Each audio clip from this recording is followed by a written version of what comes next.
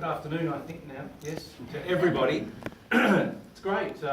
We've returned not to the scene of the crime, we've returned to the scene of the dream, because it was just where Gary's standing that quite a number of you here in this room came up with this dreamy idea that we might establish this experimental new network called LoRa, or LoRa. And, you know, it's been achieved.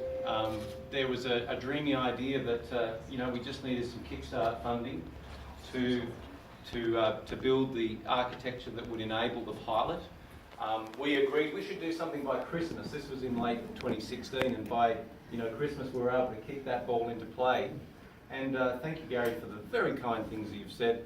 Politicians always, you know, you get the best out of them when you butter them up like that. But the truth is, with all the mutual admiration that's going on in this room today, what a wonderful team effort.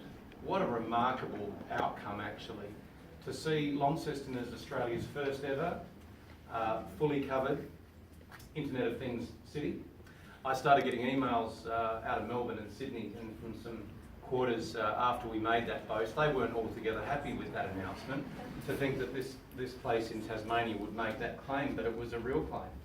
And it was a truth, because we got out there early and we built the App Store, is I suppose, to go to Peter's and Paul's excellent analogy there. We built the App Store and we got out there ahead of time. Still, when a lot of people were having quite a bit of difficulty, I put my hand up myself, coming to terms with understanding what this opportunity really consisted of.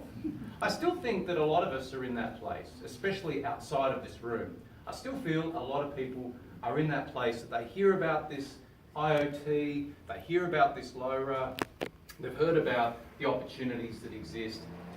And I think we still have a job, now that we can declare mission success on the pilot, to continue to mainstream it and speak in plain English about this opportunity. I think, Gary, the LoRa Schools Challenge is part of that. Actually, Simon, beautiful, thank you, where you went to the Linux conference and you said perhaps it was the wrong question. What problem can we apply this to? I think that's exactly the question that you asked, that we have to ask out in the wider community, with businesses, our schools and colleges, people that maybe don't have a traditional affinity with technology. We go to them and we say, what is your problem?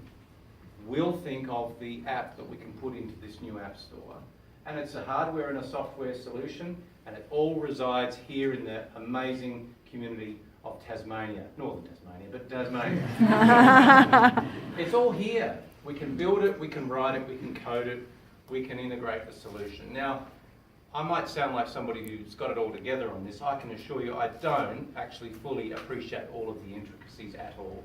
It's been wonderful to rely on and be grateful for the trust that Gary talked about earlier. Gary is in fact the visionary here, and I think Paul as well, and a number of others. And when we had that sit-down discussion over at the UTAS campus one morning, we actually didn't even have an envelope to write on the back of. It was a very aspirational notion, and I think that it's incumbent on us to not just be grateful for the things that have been achieved, to admire the applications, and these are just the ones that have been shared with us today, there are others, but also to support and encourage through this ecosystem and this community more success. Look at these guys in the blue t-shirts. You know, got a new business, 2 new jobs, great.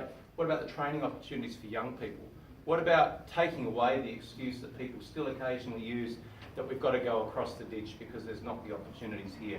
End that mythology and actually then start to earn the new truth, which is that the opportunity is here.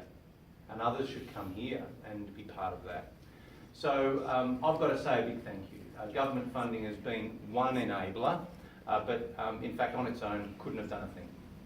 So it's hats off to Enterprise, the whole team, UTAS, CSIRO, Data61, our councils, Hobart and Launceston, who have contributed.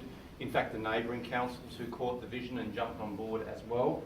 And of course, SenseT and the business community.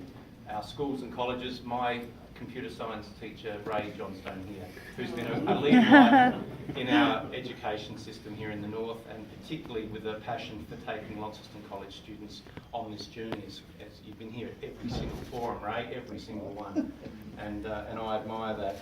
So what next? I think we continue to support Definium, who are going to, if you like, be the custodian, at least for the time being, for the project going forward, maintaining the community access to this, and let's just keep a focus on outcomes here, not the tech, because it's the outcomes that actually will help our mums and dads to be more independent for longer in their own homes, for us to know that our kids are safe, for us to be able to address problems in our homes, to be more energy efficient, more prudent with our funds, and more able to generate jobs and training opportunities and new businesses that mean a more vibrant economy and way of life for us here in Tasmania. So I hope that fulfills the purpose of my standing here. I feel like an imposter in a way because of all the brains in the room. But that's, I think, a round of applause for everybody that's been involved, and it's been an honour to support it, and that will continue.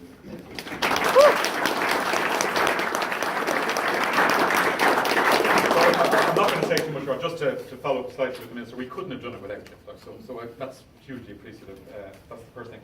What we're going to do now is, look, if you haven't seen some of the demonstrations out the back, please stay around. The Minister's going to have a chance to have a look at some of those directly. And if my logistical capabilities have met their needs, there should be food arriving at some point, or has arrived already.